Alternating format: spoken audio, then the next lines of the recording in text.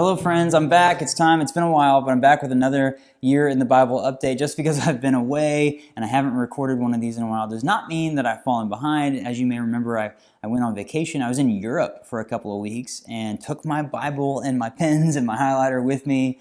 Had a really fun time reading the Bible literally on trains traveling across Europe. It was really fun to kind of immerse myself in Jeremiah and Lamentations and Ezekiel, which I'm going to cover all three of those books in this video just to kind of play catch up a little bit because I came back and work was really busy and getting ready for the school year at Belmont, but I wanted to get this video done. So as I'm recording this, which is a few days before I'm going to release it, I just finished Ezekiel, and so I need to catch you up on Jeremiah, Lamentations, and Ezekiel, and then I'm going to be kind of powering through into Daniel and the minor prophets. But it kind of makes sense to do these three together because it's really kind of deep into exile, the exile of God's people into Babylon and what happened there and how Jeremiah saw it, and this really beautiful, kind of strange look at it through Lamentations, and even more strange going into Ezekiel. So I wrote some notes down here just to say I did keep up with everything.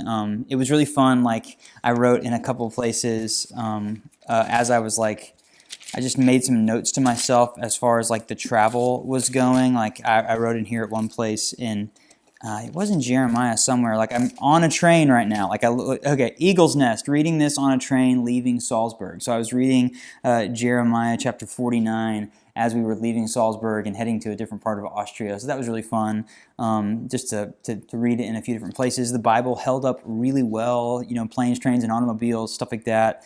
The highlighting system, as you can kind of see from here, it's still going the same way. I'm jotting down notes with my blue pen and highlighting things that stand out. So yeah, just thinking about Jeremiah in particular, I think when I think of Jeremiah, I think of Jeremiah 29:11. For surely I know the plans I have for you, says the Lord, plans for your welfare and not for harm, to give you a future with hope. This talking about God wanting us to prosper, and it's such a famous verse. And then to read that in the actual context and to kind of soak it in, I'll share more about that on a minute, but it's cool. In Jeremiah, we kind of get the pre-exile, leading up to what's happening in the exile, and a lot of this very similar with Ezekiel, the judgment that God is saying over Israel because of their idolatry, and essentially turning their backs on God and serving other gods, worshiping other gods. You have this big temple sermon in chapter 7, which was really powerful. And then about chapter 25, the Babylonian exile happens, and then it kind of shifts. And now Jeremiah is writing kind of from a different perspective, having the exile has now happened. And so he's kind of looking at all this and this juxtaposition of judgment and hope, which is a lot of what Isaiah was about, which is a lot of what Ezekiel is about. I think we kind of underplay how significant and how important the exile of Israel is in the history of God's people, in the history of all of humanity. How important, and this was this was the defining moment for this group of people prior to Jesus, right? This was what it was all about. And so I think that, it was powerful to read all of that, right? And so here's where I was going earlier. It was powerful to read all of that, and then to think about Jeremiah 29:11, which, I was a youth pastor, and, when kids would graduate from high school, we'd pray over them like a commissioning service, and so many students in my youth group had Jeremiah 29:11 as their life verse. A lot of people do, right? It's this really beautiful verse that God's got you. He's got a plan for you. Such a great image to have over your life. But then you read it in context, you're like, this is the exile. This is after they have gone into exile. Literally, the beginning of chapter 29 in my Bible says Jeremiah's letter to the exiles in Babylon. So this phrase, surely I know the plans I have for you, declares the Lord, plans for your welfare, for process and not for harm. God's writing that to people in exile. So when you really think about Jeremiah 29:11, this really famous verse, it presupposes, it's a given that life is going to be difficult, that we are going to, if that's our life verse, it's almost like saying, you know what, you are going to experience exile. You are going to experience the worst. You're going to experience, so many times these verses are going, God, where are you? Have you disappeared? And it's that voice of God saying, I've got you. But it's in the midst of it. So I just think that's just a really powerful thing, even if it's your life verse, or just to think about Jeremiah 29:11. It's not like God wants you to be wealthy and happy and all that. It's not that kind of prosperous. It's like, hey, even when you're questioning whether God is even there, God's got you. God has a plan, future, and hope. That's a powerful, it kind of flips that on its head a little bit, at least it did for me. So I really felt like that was this cool moment. I also loved how Jeremiah, let's see here, chapter 52 is the exact same ending going all the way back to 2 Kings, where Jehoiachin is offered a seat at the table there in Babylon. And I was like, oh, it's cool to be reading through the Bible like I am, just straight through, because I'm like, wait, where have I read that before? I remember that. And I flipped back to 2 Kings. I was like, oh, Jeremiah is wrapping up where 2 Kings wrapped up. So it's this, it kind of is setting the stage for what's ahead, but also like this another hopeful moment, very similar, but also it's connecting these different books of the Bible, and because I'm reading straight through it, I'm catching that. So that was Jeremiah. I really thought it was powerful. I caught a couple things, like I said. I never thought. Lamentations, right? Lamentations is this really powerful, poetic book. It's 5 chapters.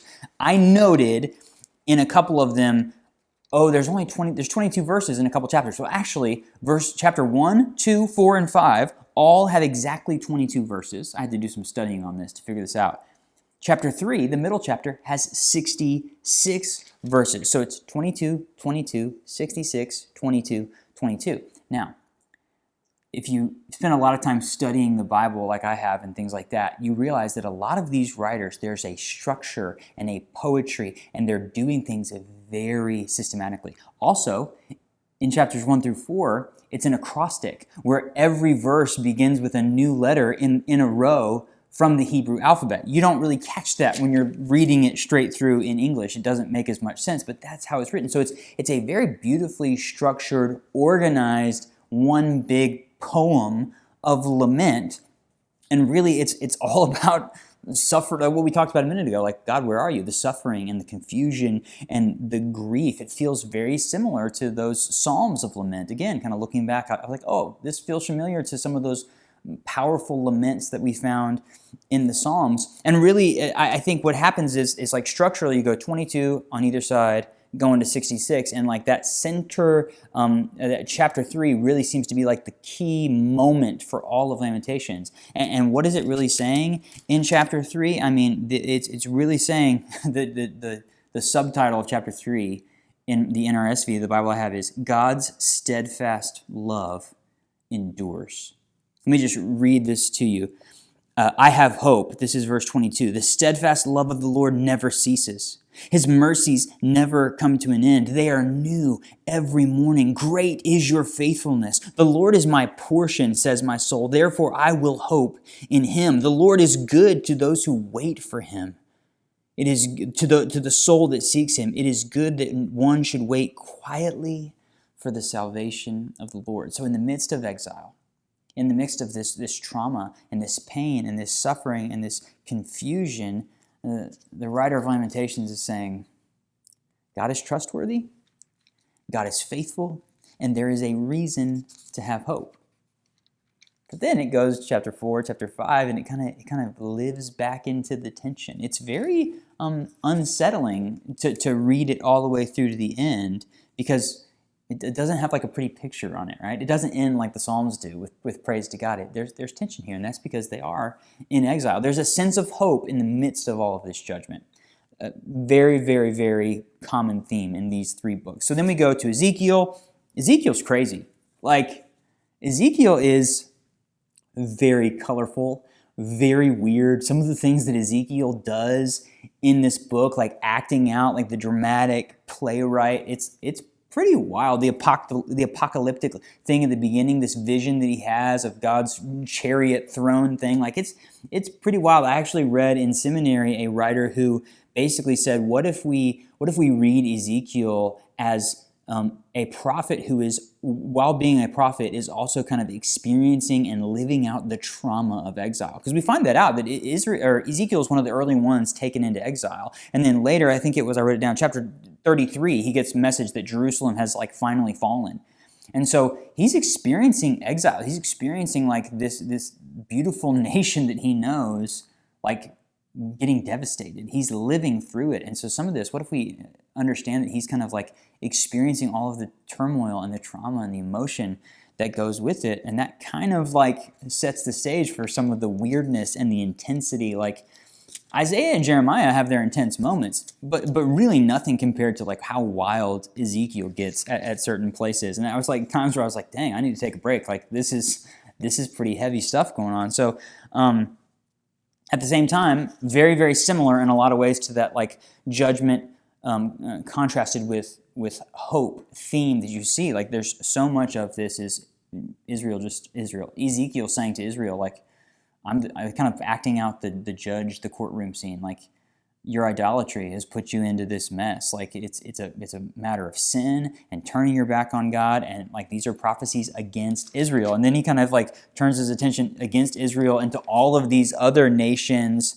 around Israel, right? Particularly talking about Egypt and Tyre, and like saying, hey, this is coming for you too. Like, it's not just Israel that's going to be, wiped out. Like, everybody's going to face these consequences. And then in chapter 33, again, we get that message. Like his wife dies in the middle of it, and he's not allowed to mourn. Like that's insane. Like, and then chapter 3, we get this like really brief message, like, "Hey, Jerusalem fell," and then he starts kind of changing directions into this like language of hope, right? The valley of dry bones and all of this message, but like something is coming alive that was dead. And then it gets into this like it felt a lot to me like the Torah. Again, going back what we read before, he starts talking about the description of the new temple and everything that's going to be happening there. And it felt a lot like what we read in the Torah, like the descriptions of the tabernacle and all the different vestments and all that stuff. It's like all coming back into play again. And then we have this description of this holy district and the water flowing from the temple at the very end, and this new land, and it's like this beautiful picture of like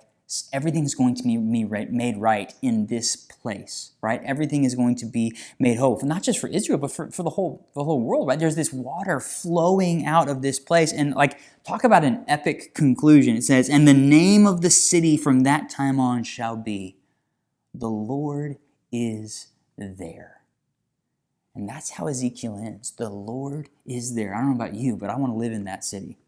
I want to be wherever the Lord is and where that water is flowing, right? So yeah, Ezekiel, wild story. Lots of judgment and despair and intensity and crazy stories going through. It's like worth a read. Like, I'm going to read that again probably pretty soon after I finish reading through the Bible, just because I want to soak it up. Maybe do like an Ezekiel study. Like, that's what I was thinking. I was like, I really got to dive into this. Really get into it. But then, again, all of these things have that thread of hope.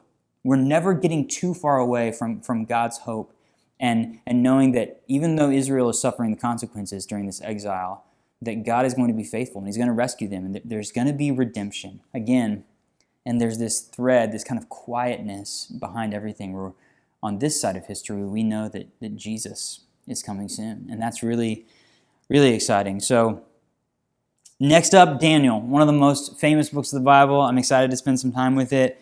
Not that long, so I might read it in a day or two and be coming back with more videos. I'm not exactly sure how I'm going to do these videos as I update going through the minor prophets, because some of them are so small. So I'll probably do like I did with this video and do several of them at once. But wanted to play catch up, so thank you to all of you who've been watching these videos and encouraging me. If you're in this with me reading the Bible, I'm right now, as this sits, I just did the math before I did this video, I'm about 30 days ahead. I'm about a month ahead. So I should be, if I kept the current pace, finishing by the end of November. It'll probably be sooner than that. And I have some ideas for what I'm going to do to kind of finish out the year. So I'll be sharing those more in a future video. But next up is Daniel. If you have any thoughts or questions, I would love to hear from you. Maybe you're reading Jeremiah, Lamentations, or Ezekiel, and you have some thoughts to share. Please drop those in the comments.